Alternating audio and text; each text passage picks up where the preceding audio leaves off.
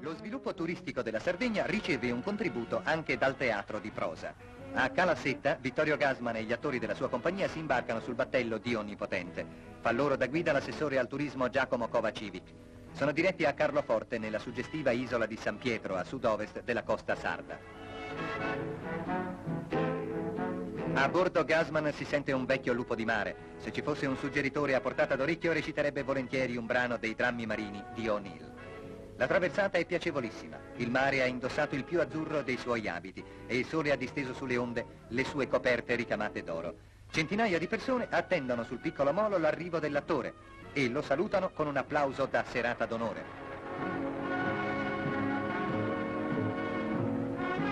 Gli abitanti di Carloforte sono quasi tutti d'origine genovese e Gassman, il quale è nato a Genova, tra questa gente si trova un po' come in famiglia.